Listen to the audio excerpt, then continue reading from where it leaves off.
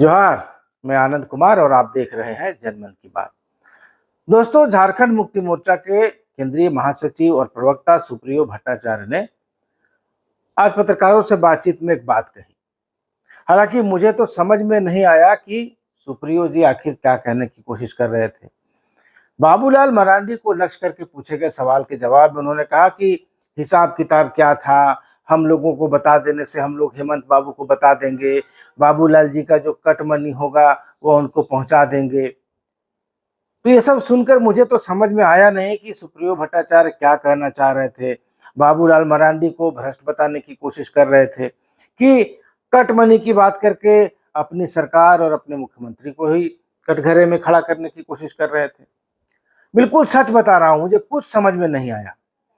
वैसे सुप्रियो बाबू बुद्धिजीवी टाइप नेता है, लेकिन कभी कभी बात की इतनी जलेबी बना देते हैं गोल गोल घुमा के कि और छोर कुछ पता नहीं चलता है।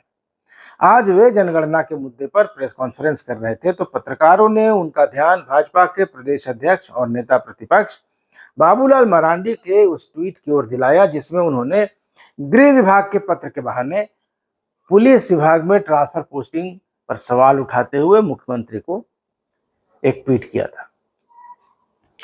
इस पर झारखंड मुक्ति मोर्चा के प्रवक्ता ने कहा कि बाबूलाल जी को कहां से पता चल जाता है कि आईपीएस और आईएएस के ट्रांसफर में पैसा लिया जाता है। सुप्रियो जी ने पूछा कि बाबूलाल जी जब सीएम थे तो पैसा लेते थे क्या, क्योंकि उनको तो अनुभव है।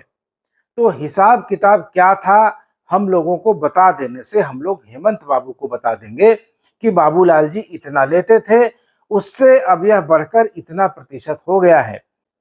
उनके समय का रुपया भी बढ़ गया होगा और उसमें हिस्सेदारी क्या देना पड़ता था, ये सारा कुछ हमको बता दें, हम लोग बता देंगे और बाबूलाल जी का जो भी कट मनी होगा वह बाबूलाल जी को पूरे आदर और सम्मान के साथ फूल बेलपत्र के साथ उनको चढ़ा दिया जाएगा। तो हेमंत बाबू को बता देंगे और बाबूलाल जी को कट मनी पहुंचा देंगे, इसका मतलब क्या था मुझे समझ में नहीं आया। बिल्कुल सच बता रहा हूं, एकदम समझ में नहीं आया। हेमंत बाबू, जिन हेमंत बाबू का जिक्र सुप्रियो जी कर रहे थे वे शायद हेमंत सोरेन हैं जो झारखंड के मुख्यमंत्री हैं। अब क्या कहना चाह रहे थे वही बता पाएंगे आप लोग। दोस्तों, खुद ये बयान उनका देखिए और सुनिए, शायद आप लोगों को समझ में आ जाए तो कमेंट बॉक्स में कमेंट करके जरूर बता दीजिएगा ताकि मैं भी थोड़ा ज्ञान अर्जित कर सकूं, क्योंकि मुझे बिल्कुल ही समझ में नहीं आया। बिल्कुल सच बता रहा हूं। तो बाबूलाल जी को कितना पैसा का हिस्सा चाहिए, कहाँ से उनको ये उलझुल चीज मालूम चल जाता है कि आईपीएस के और आईएएस के ट्रांसफर में पैसे लिए जाते हैं। बाबूलाल जी सीएम थे उस समय लेते थे क्या, क्योंकि उनको तो अनुभव है।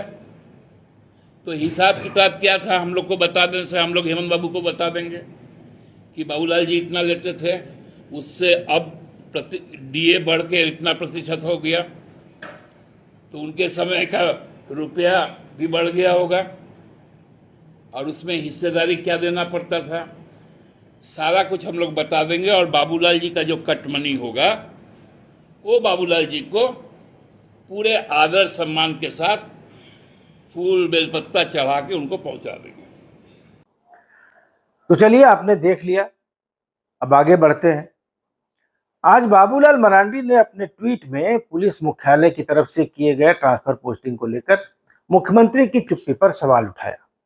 उन्होंने कहा कि अगर सब कुछ सही है तो सीएम हेमंत सोरेन जवाब क्यों नहीं दे रहे हैं? क्या वे अक्षम हैं या सब कुछ जानते हुए भी आंखें मूंदे बैठे हैं? नेता प्रतिपक्ष बाबूलाल मरांडी हेमंत सोरेन की सरकार की कार्यप्रणाली पर लगातार सवाल खड़े करते रहे हैं, लगातार हमले करते रहे हैं और उनका यह ताजा ट्वीट गृह विभाग द्वारा डीजीपी के ऑफिस से क्लैरिफिकेशन यानी स्पष्टीकरण मांगे जाने को लेकर है। दरअसल पुलिस मुख्यालय ने हाल ही में 8 आईपीएस अधिकारियों को एडिशनल चार्ज यानी अतिरिक्त प्रभार सौंपा था और इस पर गृह विभाग ने कड़ी आपत्ति जताई है। गृह विभाग ने इस आदेश को नियम के विरुद्ध करार देते हुए रद्द कर दिया है और विभाग ने डीजीपी कार्यालय से इस पर क्लैरिफिकेशन मांगा है, शो कॉज मांगा है। गृह विभाग मुख्यमंत्री हेमंत सोरेन के पास है, वही गृह विभाग के प्रभारी मंत्री हैं। ऐसे में गृह विभाग के इस आदेश को सीधे सीधे मुख्यमंत्री हेमंत सोरेन की नाराजगी के तौर पर देखा जा रहा है। तो दोस्तों आइए जानते हैं कि डीजीपी को जो चिट्ठी गृह विभाग से भेजी गई है उसमें आखिर लिखा हुआ क्या है। गृह विभाग ने डीजीपी को भेजे गए पत्र में लिखा है कि यह स्पष्ट किया जाए कि किन परिस्थितियों में इन अधिकारियों को अतिरिक्त प्रभार सौंपा गया। साथ ही इसमें कार्मिक प्रशासनिक सुधार एवं राजभाषा विभाग द्वारा साल 2010 में जारी संकल्प का भी हवाला दिया गया है, जिसमें कहा गया है कि अगर ऑल इंडिया सर्विस के पदाधिकारी जैसे आईएएस और आईपीएस कम समय के लिए मुख्यालय से एब्सेंट रहते हैं, अनुपस्थित रहते हैं, तो वैकल्पिक व्यवस्था यानी ऑल्टरनेटिव अरेंजमेंट के तहत अधिकतम 1 महीने के लिए अतिरिक्त प्रभार देने का फैसला मुख्य सचिव के स्तर पर लिया जा सकता है। अगर ये अनुपस्थिति की अवधि 1 महीने से अधिक है तो किसी दूसरे अफसर को प्रभार सौंपने के लिए मुख्यमंत्री की स्वीकृति अनिवार्य है, कंपलसरी है। लेकिन 10 जून को पुलिस मुख्यालय रांची से जारी आदेश में बिना सक्षम पदाधिकारी की स्वीकृति के 8 आईपीएस अधिकारियों को अतिरिक्त प्रभार सौंप दिया गया। गृह विभाग ने निर्देश दिया है कि भविष्य में ऐसा न हो, इसका विशेष रूप से ध्यान रखा जाए।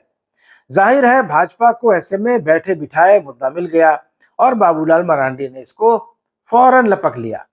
बाबूलाल मरांडी ने अपने एक्स अकाउंट पर लिखा कि डीजीपी अनुराग गुप्ता अब न अखिल भारतीय सेवा में है, न सस्पेंड हो सकते हैं, न उन पर कोई विभागीय कार्रवाई लागू होती है, न तो उन्हें वेतन मिल रहा है कि मुख्यमंत्री उनका वेतन रोक सकते हैं।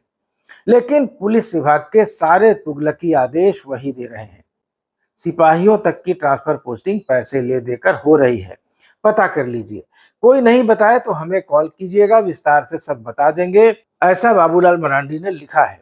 और उन्होंने कहा है कि स्पष्टीकरण किससे मांग रहे हैं, ये सवाल उनका हेमंत सोरेन से है।